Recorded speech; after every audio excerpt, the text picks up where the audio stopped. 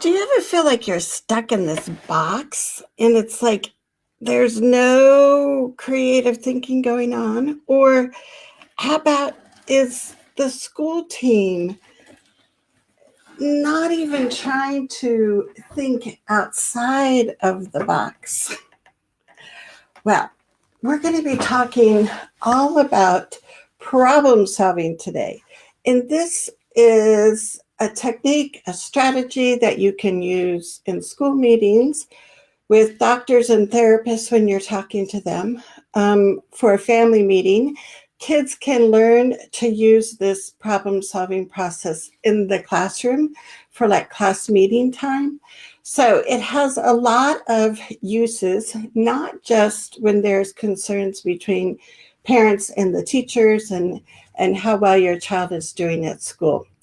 So, welcome to our live show. I see we've got some new viewers with us live. So, if you don't know me yet, I'm Charmaine Thaner. I'm a parent, a retired teacher, an advocate, and author of a #1 best-selling book on Amazon.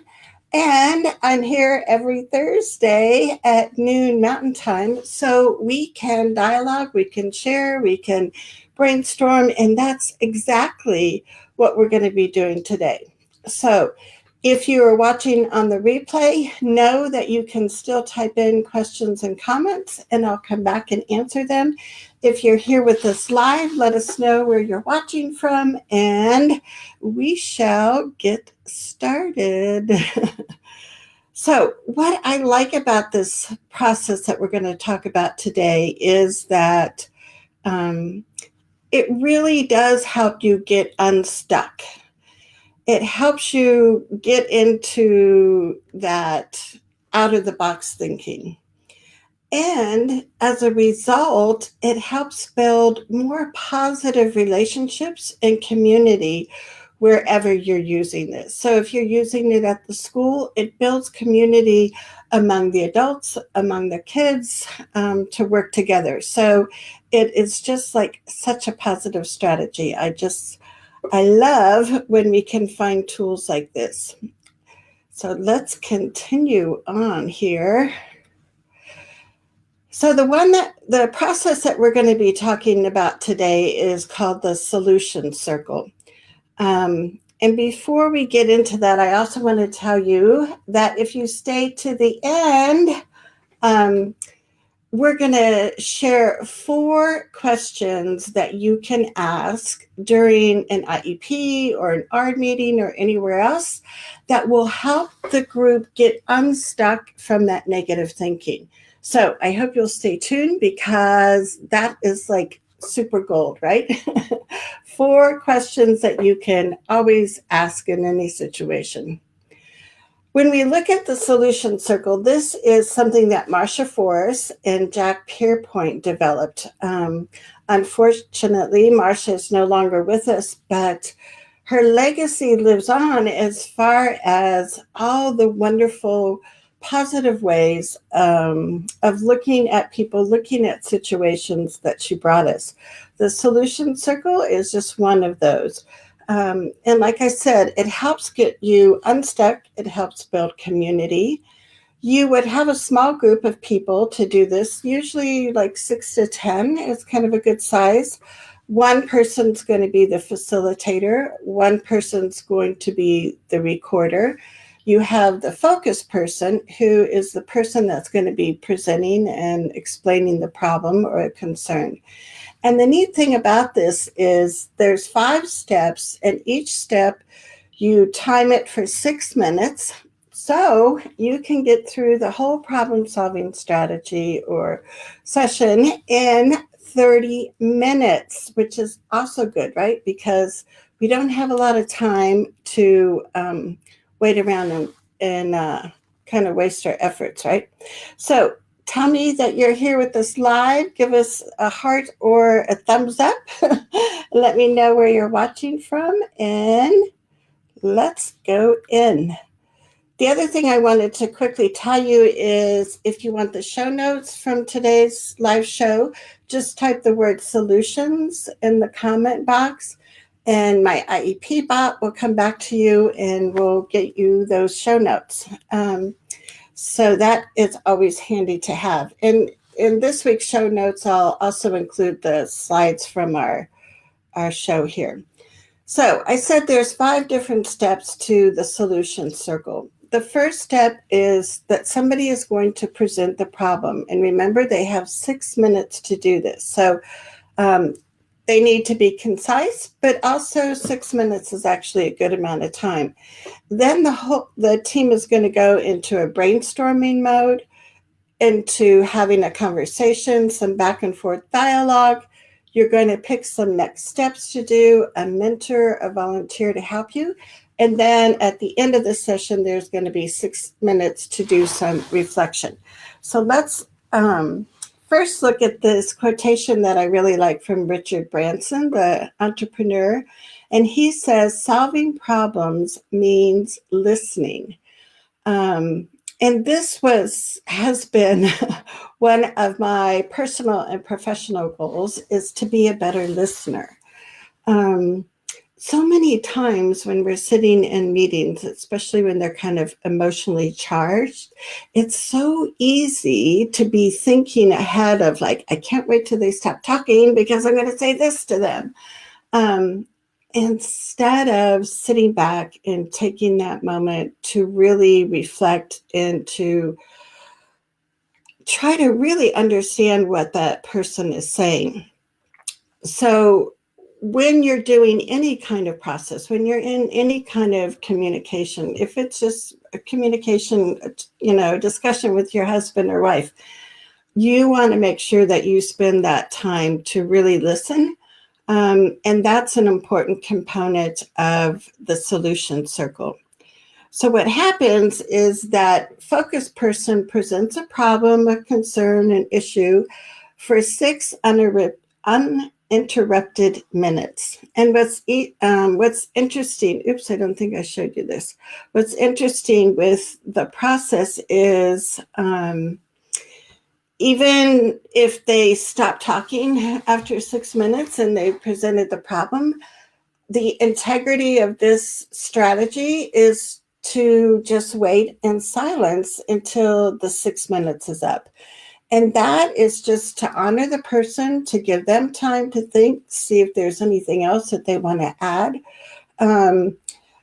So that's the job of the focus person. While the focus person is presenting the problem and explaining it, the facilitator is going to be the timekeeper. And the facilitator also helps the team members remember that it's just the focus person's 6 minutes, and there's no interruptions, there's no questions or comments. And then the recorder takes graphic notes, and the rest of the team listens. And of course, the facilitator and the recorder are going to be listening too. So I don't know if you're familiar with graphic notes. They are like so cool. If you've ever had a path or a maps process done for your child, you will recognize, this is a good color illustration, some of the, and I always have to figure out where I am. So instead of narrative notes or bullet points, both Marsha Force and Jack Pearpoint and a lot of other people doing person-centered planning process talk about the benefits of doing graphic notes. So instead of just this verbal and written thing, we start using the other side of our brain and we start tapping into that. And that's the part that really brings out more creativity. So that can be really helpful. And there's neat books, and I can put them in the show notes about, when I was first being trained to be a facilitator and then a recorder, it's I can't draw. But there's some good resources of just real simple shapes that you can do. But the graphic notes are usually on a big piece of bulletin board paper or big flip charts. So they're up for everybody in the team to see. And it makes it, I don't know, I think it makes it more of a fun process when you're doing it that way. So that's your first step, and that's going to take those first 6 minutes. So the second step is going to be brainstorming. And I love this quote. It says, the best way to have a good idea is to have lots of ideas.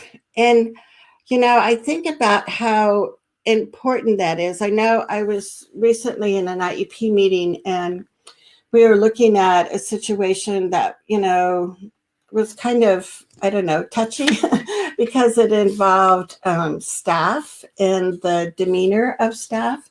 And so the special ed coordinator came back, and she had talked to the director, and she came back with 3 different options that the district was willing to do. And what was so nice is that we just continued the conversation. The mom talked about what was important for her son and what she thought was really critical. And I gave, some, suggestions too.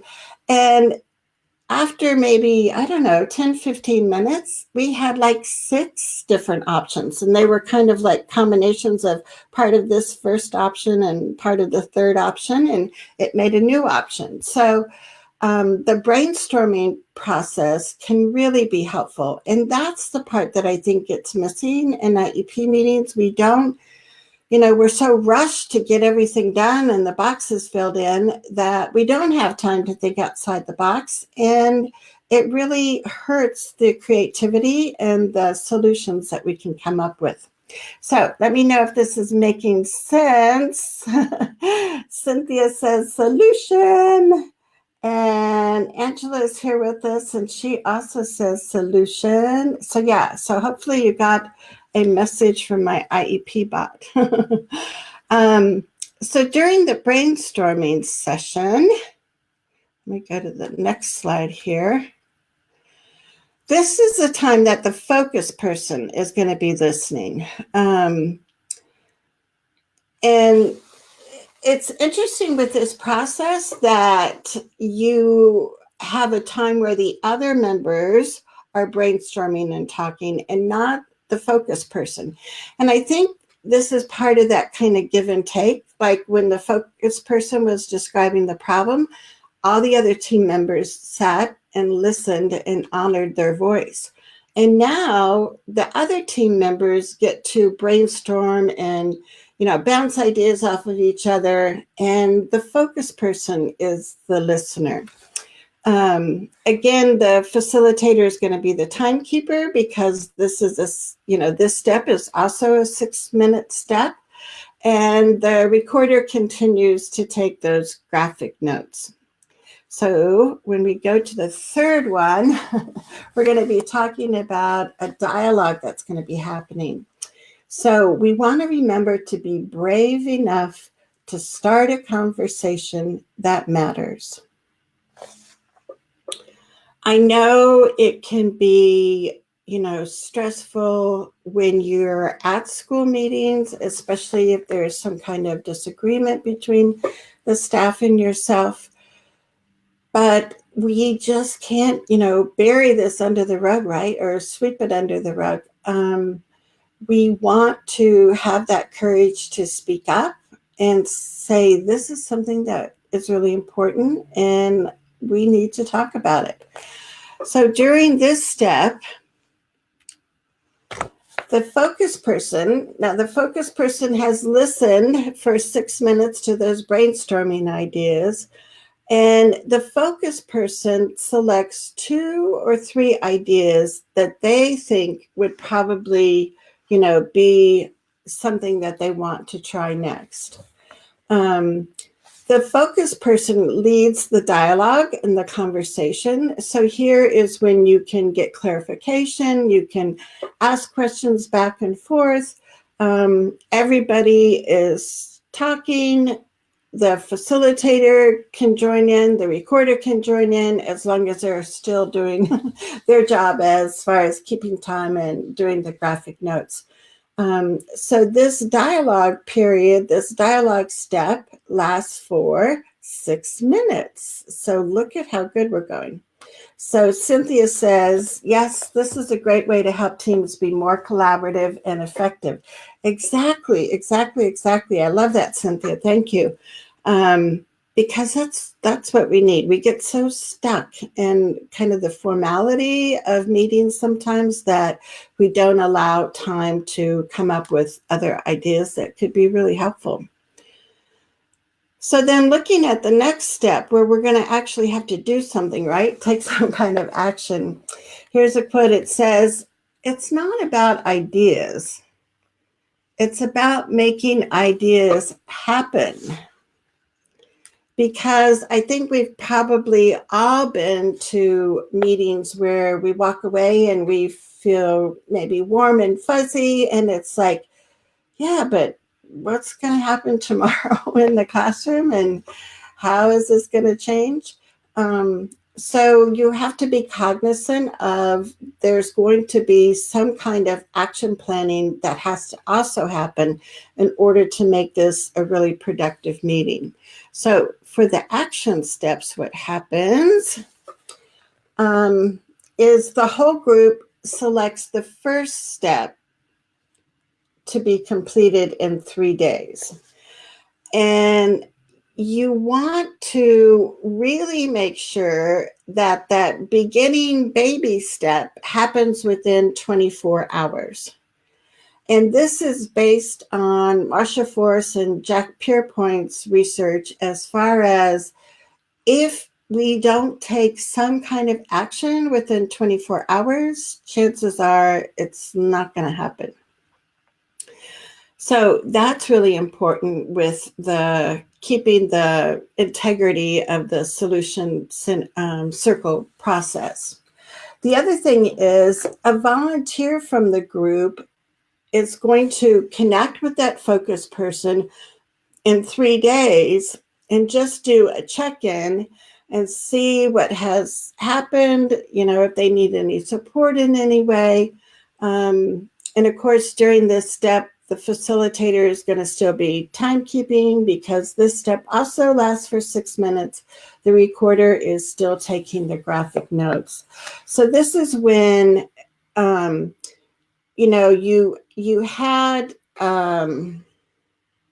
you had time for the focus person to present the problem. Then there was the brainstorming time, the dialogue time. And during the dialogue time, the focus person picked, 2 or 3 ideas that they thought might really be helpful. And then when you get to this next step, where it's the first steps and, kind of the action part of it, then the whole group weighs in on what do you think would be a good beginning? What would be a good baby or first step to take? And usually it's the focus person that takes that and develops that and kind of runs with it. Now we know that when we're working with kids, it's not just one person's responsibility, right, to be able to say, I'm going to fix this classroom environment, or I'm going to change the demeanor of the staff. And we know that it's going to take a team effort. So I really like the action plans where you list, who is going to do what by what time, and then the group can reconvene later and see, what got accomplished, what maybe some of the, brick walls were that you ran up against or something. So now you've spent 25 minutes in the process. The last 5 minutes of the process is also important. And here we have a quote that says, never be afraid to say what you really feel. And when we're at the, now I'm getting all these little things. When you're at the, oops, I didn't show that. When you're at the time where you're getting closure in your meeting, this is a time where it's really helpful to just have a go around and people can, spend a minute or so reflecting on what the process was like. And share their feelings, because this also gets in touch with another area in our whole being. So we're not just focused on logical kind of thinking, but to come back around to, that other part, like I said, that's really important. I think that we need to recognize, and that's how we're feeling. And, it can be, I'm still feeling confused. It can be, I'm so excited. I can't wait to start this. It can be, feeling like, thank you. We finally found a way that we can really collaborate and listen to each other. So during this time, that last 6 minutes, each member is just going to kind of reflect on the process. The facilitator is still the timekeeper. And at the end, the recorder gives the graphic notes to the focus person. So when we've done person-centered planning sessions for my son, like we did a map session when he was in elementary, we did a path when he was in high school and college, those bulletin board papers full of graphic notes are like presents. They're really cool to have and to save and to go back and look at and say, ooh, look at where we were and what we've, how we've come about. So this solution circle, like I said, was developed by Marsha Forrest and Jack Pearpoint. If you want to get the show notes, and I'll also include the slides with it, just type the word solutions in the comments, and you'll get connected to my IEP bot. Then you'll just have to respond by typing the word solutions again, and we'll get connected so we can email you next Tuesday the show notes. So the other thing I have is a handout from another organization about, it's always hard to tell, about solution circles. I'll include that in the show notes, and also some other resources that you can tap into. So let me know, do you have any questions? It's like, how would this really work?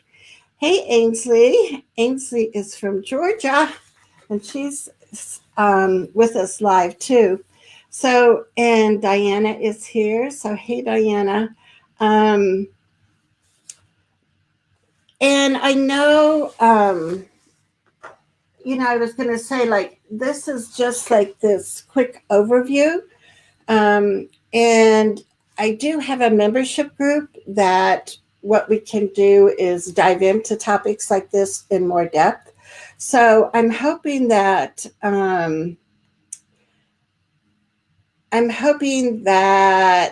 by having that membership group, we can take the time. We do monthly Q&As, a monthly strategy session, a monthly training. That's the time we can get more into the hows and the specifics. But I encourage you to ask any questions that you have in this Facebook group. And that's a chance that we can have some written back and forth conversation. And I just think that the more that we can even teach our kids problem-solving skills and have that ability to grow those skills as they get older, that is like such a gift that we could give them. Hey, Terry. Terry's from Colorado, and she says, I wonder what follow-up would look like. And that's a great question, because, the reality is you're not going to solve, especially a huge problem that's been a problem for a number of years, in 30 minutes. I mean, that would be tremendous, but we don't have the power to do that. And so this solution circle is meant to be kind of that initial step to get unstuck, to build that capacity of community, to know that there's people on, for instance, for the school meeting, people in the school, the family, other people that know the student, that they have such capacity to bring to the table with such wonderful things. So the solution circle I see as that initial time to get unstuck and kind of get things opened up. And then you do want to schedule follow-up times. And, it just kind of depends on the situation. Sometimes you can, for the solution circle, for sure, somebody does the action within 24 hours. There's for sure a follow-up within those first 3 days. But then I think you really do want to schedule another meeting, and that could be 2 weeks away. It could be a month away. It kind of depends. But I think the more that we have time to sit down and especially kind of outside IEP meeting setting, to have conversations with people. And to make those connections. I mean, that's what it's all about, right? Is that relationships.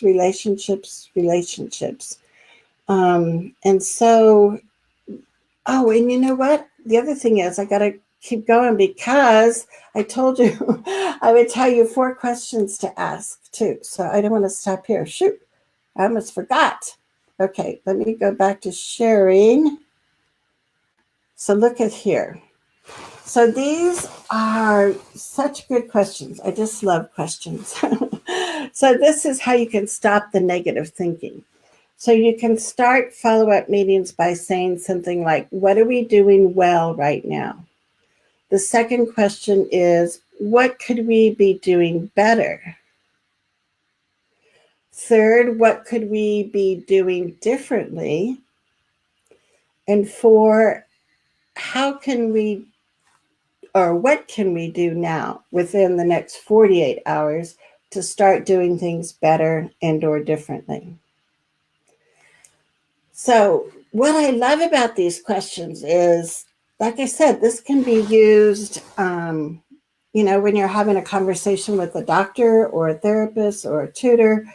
It can be a conversation you have at a family meeting. And I don't know, I was thinking like, maybe I should, make these like little laminated cards and have these simple questions on it. And this would be kind of your cheat sheet to look at when you're at an IEP meeting. So if anybody wants little laminated cards with good questions to ask, let me know, because that might be a fun project I could do over vacation, right? But what I love is that we have a structured way to have some conversations that are going to make a difference. And I want to show, that's to remind you to type in solutions if you want the show notes. And I love this. And this is from 1994. It's like ages ago, right? It says, schools must become places where families feel wanted and recognized for their strengths and potential. And I didn't have that showing. So let's look at that again. Schools must become places where families feel wanted and recognized for their strengths and potential.